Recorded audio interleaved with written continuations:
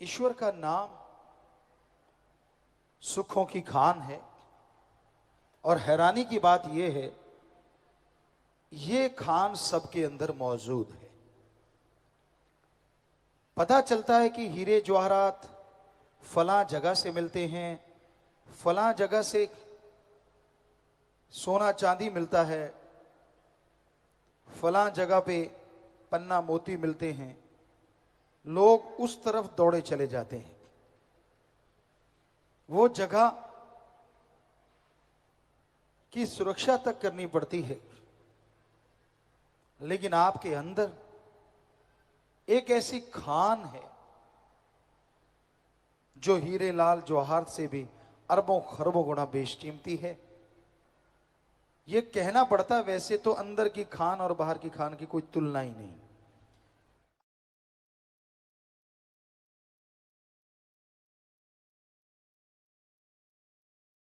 से हो ही नहीं सकता। इतनी आनंद में है, इतनी जबरदस्त है, इतनी लज्जतदायक है। तो अंत्यकरण की उस खान को, राम नाम की खान को हासिल करने के लिए करना क्या होता है? सबसे पहले आप गुरुमंत्र कलमा लें। उसके बाद पीर फकीर जो बात कहते हैं उस पर अमल करना सीखें। और उसके बाद आप उस पर चलना शुरू करें। सत्संग में आ गए, भाग्यशाली हो। गुरुमंत्र लिया और भाग्यशाली बन गए। और गुरुमंत्र का जाप अगर आप करते हैं तो अति भाग्यशाली बन सकते हैं। और गुरुमंत्र का जाप ही आत्मा को परमात्मा से मिलाता है। और उसका जाप करने में कोई कठिनाई नहीं आती। आप जैसे कपड़े पहनते हो, परिवार में रहते हो, जो काम धंधा करते हो, करते रहो, रहते रहो। बस अपने विचारों से, भावना से आपने उन शब्दों का अभ्यास करना है, नाम का जाप करना है। और जैसे जैसे आप जाप करते जाएंगे, वैसे वैसे उस मालिक की दया में रहमत, उसकी कृपा दृष्टि आप पे बरसती जाएगी और आप उसकी दया में रहमत के काबिल बनते जाएंगे।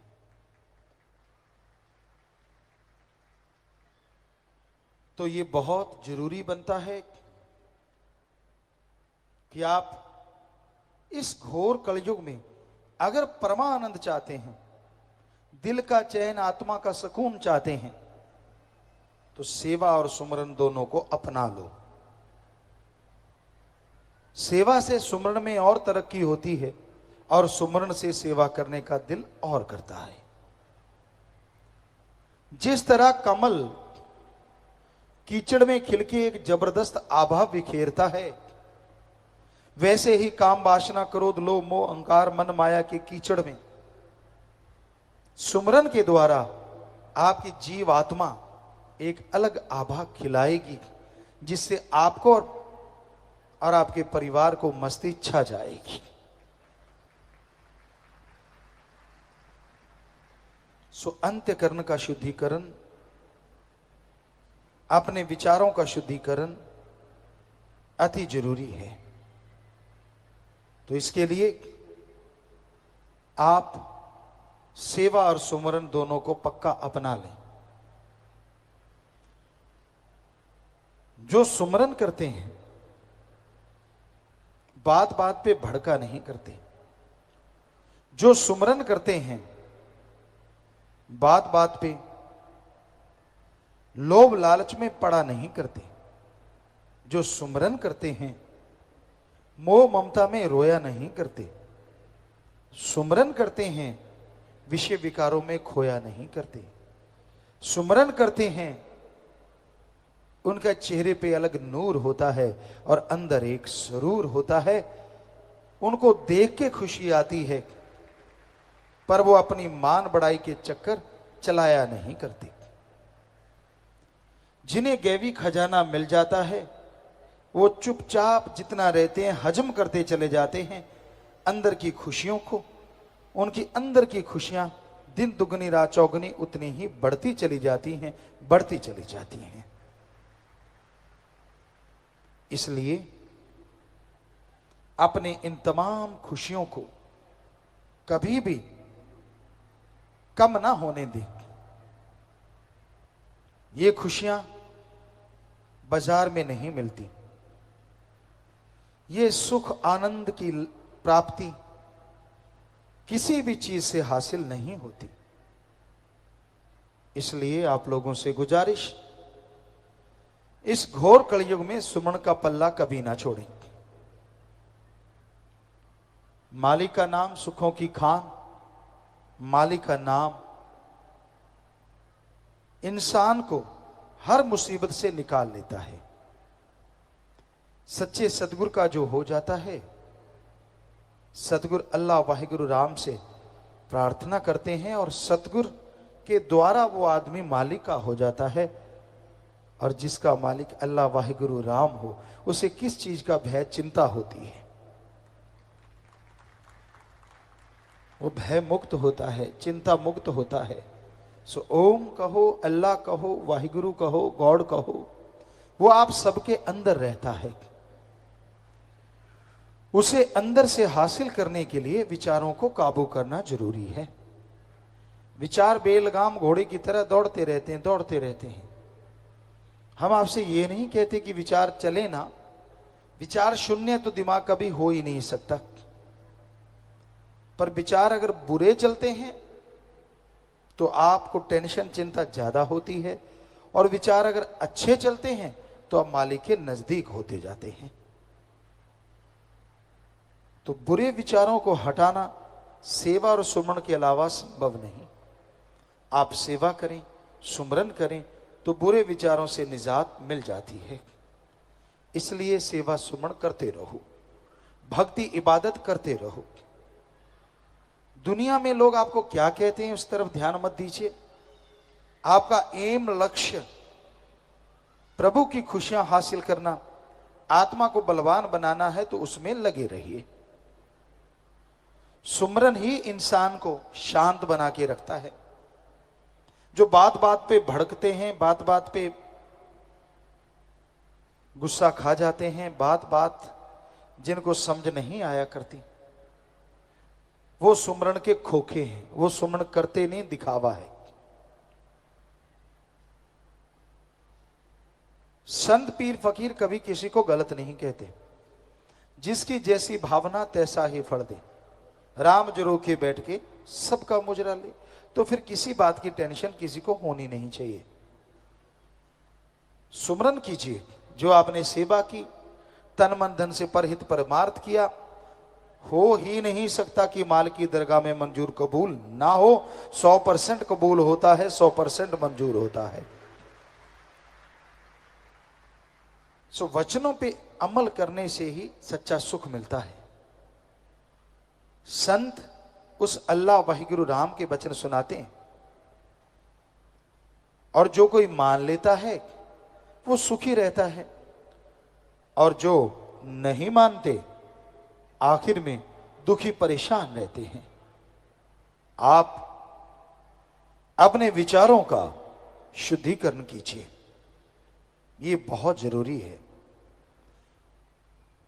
वरना विचारों का तूफान आपके ध्यान को अपने साथ बहा के ले जाएगा। आप सुमरन में बैठे होंगे और आपके विचार बाजार में घूम रहे होंगे। आप सुमरन में बैठे होंगे और आपके विचार आपको कहीं का नहीं छोड़ते। इसलिए विचारों को लगाम दीजिए, सेवा और सुमरन की। चाबुक मारिए राम नाम का। राम नाम का चाबुक ही इंसान को मन से बचाता है। मन माया जबरदस्त शक्तियां हैं। ये ऐसी ताकतें हैं जो बड़े बड़े ऋषि महाऋषियों को भी भरमा लेती हैं, देव महादेव को भी छोड़ा नहीं करती, उनके पीछे लगी रहती। क्योंकि धर्मों में आए त्रिलोकीनाथ एक है और वो है काल महाकाल। उसने ही आगे देवी देवता भगवान के हुक्म से सारा सिस्टम बनाया है, इंसान के लिए, इंसान के फायदे के लिए। तो जो उनकी बात सुना करते हैं संत पीर फकीरों की, अपने आप ही देवी देवता उससे खुश हो जाते हैं, अपने आप ही वो प्रभु की कृपा दृष्टि के काबिल बन जाते हैं। तो सुमरन से ही आप विचारों को काबू कर सकते हैं, सुमरन से ही आप मालिक की प्राप्ति कर सकते हैं। इसलिए सेवा और सुमरन को गहने बना के पहनो। जिस तरह आप विवाह शादी में जाते हैं, जिस तरह आप किसी पार्टी में जाते हैं, तो उसमें तरह तरह के गहने पहनते हैं। वो गहने इसलिए पहनते हैं ताकि आप खूबसूरत लगें, या कुछ लोग इसलिए भी पहनते हैं उनको पता चले कि हम कितने अमीर हैं। कुछ लोग इसलिए भी पहनते हैं कि उनका एटीट्यूड सबके सामने आ जाए। सो अलग अलग थ्योरी होती है, अलग अलग भावना होती है वो गहने पहनने की। लेकिन राम नाम के जो पुजारी होते हैं, अल्लाह वाहिगुरु गॉड खुदा रब से जो प्यार करते हैं, वो गहने पहनते हैं भक्ति के, सेवा के, दीनता, नम्रता के।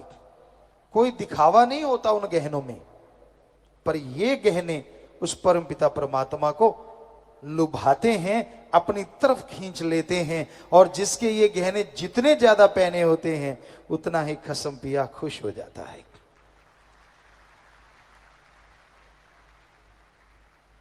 जैसे उदाहरण दिया जाता है, पत्नी के लिए पति और पति के लिए पत्नी सजती है, उसको लुभाने के लिए, आकर्षित करने के लिए। ऐसे ही राम नाम के पुजारी आत्मा उस परमात्मा के लिए अगर आपने सजानी है तो सुमरन से, परहित परमार्थ सेवा से, दया, रहम, दीनता, नम्रता से सजाओ। यकीन मानो वो राम कसम दौड़े चले आएंगे। वैराग्य की सेवा सुमन की ऐसी सेज बिछाओ जिस पे राम जल्दी से आके आराम फरमाएं और आपके दर्श दीदार होने से जन्मों जन्मों के पाप कर्म खत्म हो जाएं। पर राम नाम के पुजारी इस कलयुग में बहुत बहुत कम है। ज्यादातर लोग किसी न किसी निशाने के उलझे हुए हैं। ज्यादातर लोगों के अंदर कोई ना कोई भावना, कोई ना कोई सोच घर करी की हुई है। उन्होंने अपनी एक इमेज बना रखी है। कितना भी संत समझा लें, कितना भी फकीर बता दें, जो उन्होंने करना है वो करना है, टस से मस होते नहीं। ये अलग बात है जब कर्मों का लेखा जोखा भोगना पड़े तो ऐसे लोग फिर संतों को दोष देते हैं। नहीं, दद्दा दोष ना काहू दीजे, दोष कर्मा अपने, जो मैं किया सो मैं पाया, दोष न दीजे अवर्जना। दोष किसी दूसरे को मत दीजिए। अगर आप बबुल का पेड़ बोते हो तो आम नहीं लगेंगे। अगर आप कोयले की खान में जाते हो तो कालिक से नहीं बचोगे। नमक की खान में जाने से हर चीज नमकमय हो जाती है। ये तो आपके ऊपर निर्भर है कि आप कोयले की खान में प्रवेश कर गए या नमक की खान में। और ये भी सच है, चंदन की पेड़ के पास जाने से खुशबू आने लगती है और फूलों के साथ लग जाने से भी खुशबू आने लगती है। तो ये तो आपके ऊपर निर्भर है, क्या आप कोयले की खान में जाते हैं या राम नाम की सौगंध की खान में। यहां से वो सौगंध आ जा रही है, यहां से वो खुशबू आ रही है। तो बहुत जरूरी है राम नाम का जाप करें, मालिक की भक्ति इबादत करें, छल कपट त्याग के अपनी नियति साफ करके अगर आप प्रभु के राह पे बढ़ते जाएंगे तो प्रभु कृपा दृष्टि से आपको माला माल जरूर बनाएंगे, दया में रहमत से लवरेज जरूर करते जाएंगे।